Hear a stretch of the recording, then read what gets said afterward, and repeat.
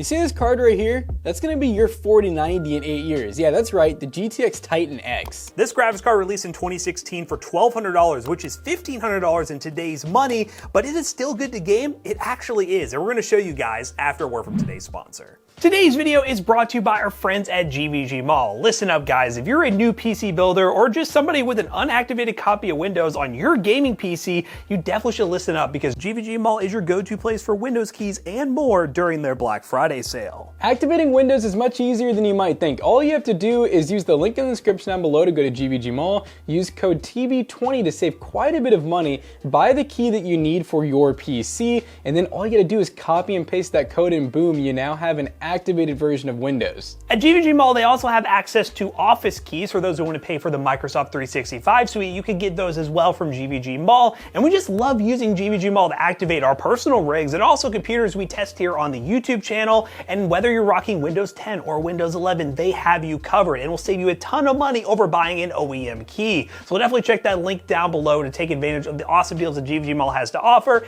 And big shout out again to GVG Mall for sponsoring today's video. Now let's get into it. So guys, this card right here is the GTX Titan X, which we've done a normal Titan before. That was a pretty old card. Didn't do like absolutely amazing and definitely compared more to like 900 series, but this guy right here is closer to a 1080 Ti.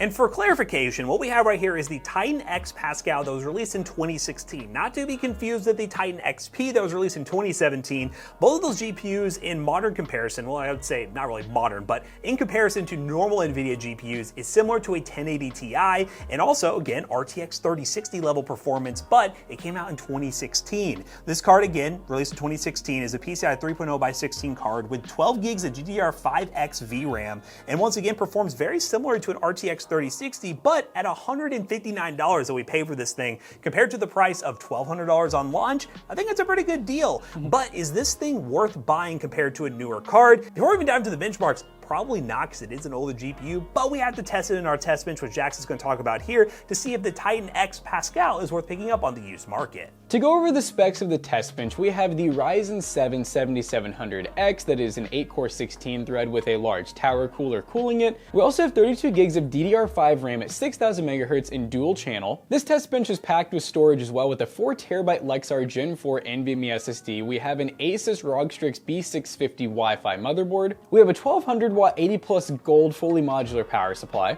all inside of a pretty high airflow full ATX case. So now that we talked about the graphics card and we talked about the test bench, we're gonna combine the two and we're gonna get to gaming. All right guys, now that we have this legendary GPU on our test bench, the GTX Titan Pascal edition, let's go ahead and talk about some of the games that we ran and talk about the performance numbers. The games we decided to run are as follows. We have Black Myth Wukong, Cyberpunk, Black Ops 6, Spider-Man Miles Morales, Fortnite, and the finals. First up with Black Myth Wukong, we ran this at 1080p medium settings. We decided to go no upscaling here. We will test FSR with some other games later in this video, but we end up getting an average of 51 FPS, a max of 58, and a minimum of 22. Now Black Myth Wukong is probably the most demanding AAA title on the market right now. There are some other games, but this one really stresses a GPU, and as you can see, we did not get 60 FPS for this graphics card, but that's really what we see with a lot of GPUs at this price range. So really, it's not a bad showing, but this is the first time we start to see the temperatures of this GPU. While yes, it is older and could probably do for a repasting, these blower style cards from this generation just tend to ran hot. They always ran 80 degrees Celsius. Throughout the benchmark run, the highest I ever saw was about 84 degrees Celsius, which is pretty fine for this GPU. It's not throttling down or anything, but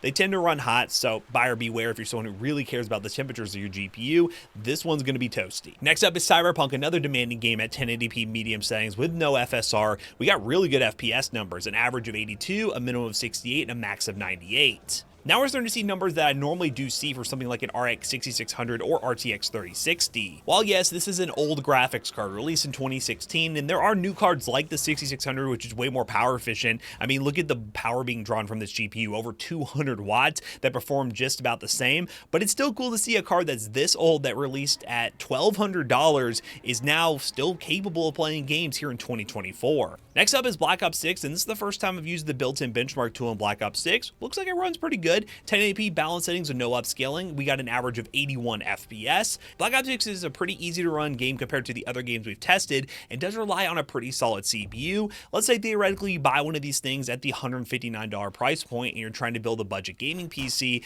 I would probably recommend something like a Ryzen 5 5600 or a good deal on a Ryzen 5 5700X on something like AliExpress. Or if you want to go Intel, maybe like a 12th Gen i5, it's probably as high as I would go. Really, you're just making a mid-range budget PC here, and it would work really nicely. Our 7700X is going to help a little bit in some of these games with this benchmark rotation, but you are seeing the maximum performance of this Titan GPU, and so far, pretty impressed still. Next up, Spider-Man Miles Morales, 1080p high settings with FSR enabled. We've got an average of 75 plus FPS. This is a little bit of an older AAA title, but it's still a game that does stress the GPU, and this is a good way for us to run FSR on higher details at 1080p to see what we can get. Realistically, you might be able to get away with 1440p with this GPU, but for this video, I wanted to stick with 1080p because that's the resolution that makes a whole lot of sense for the 6600 and 3060. So we kind of stick with that for the GTX Titan Pascal. But yeah, we're still getting 75 FPS. Realistically, I would probably run medium settings to get a more locked 80-90 FPS. But honestly, these kind of games that were console designed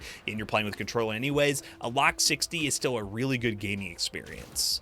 Now let's dive into some esports titles, which again, I'm going to put a disclaimer out there. The CPU that you have does really matter when you are playing these games, but you guys like to see these benchmarks anyway. So of course, we dropped into Fortnite, 1080p performance settings with DX12. We got 200 plus FPS. You would probably get very similar numbers if you pair this with like a Ryzen 5 5600, like I mentioned, or something like a 7000 series Ryzen CPU. You'll get 200 plus FPS. Fortnite seems to love AMD hardware, so definitely consider an AMD system, especially CPU side of things, if you are trying to get really high FPS in Fortnite. And lastly, we test a game like the Finals, which does stress the GPU and CPU very hard, and I was very impressed with the results we got at 1080p medium settings with no upscaling. We got 90 to 100 FPS. I think the general consensus of this graphics card is it's a really cool GPU. It released well over $1,000 back in 2016, and it's one of those cards that me growing up, I always aspired to get, but I was never in a place to be able to afford the GPU. So the fact that I'm able to buy one of these graphics cards now for under $200 and it can still actually game is just kind of icing on the cake. In no way do I really recommend you go out of your way and buy this GPU instead of something like a 3060 or an RX 6600 if you can find it at the same price point. But if you're someone just for the nostalgia who wants to buy one of these GPUs for a budget build just for the fun of it, it's definitely one that I would recommend you try because it's cool to see that they do exist on the market. And if you have one, it could be a little bit of a collector's piece coming down the line. So now we finished benchmarking this legendary GTX Titan GPU. Let's bring Jackson back in here and wrap this video up real quick. Alright, so we just got done testing this behemoth, which this was like the biggest card back in the day, but obviously now it's a pretty standard sized card, and you know, it performs similar to something like an RTX 3060 or an RX 6600, but of course, you can buy those cards on the used market for not much more than this card.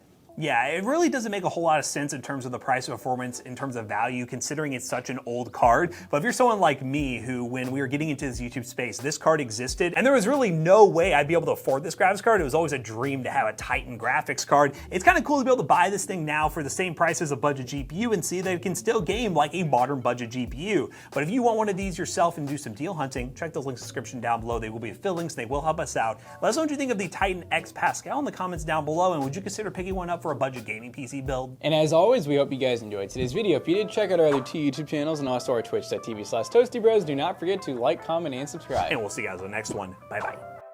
So John already came in here and said he wants to plan a PCBros.tech build with this GTX Titan X. And you can buy one at PCBros.tech. Once it's planned, it's going to be beautiful. It's going to be aesthetic, and you can buy one using code ToastyBros on checkout or some of the Black Friday and Cyber Monday sales we're currently running using, well, the link down below, PCBros.tech. See you guys later. Goodbye.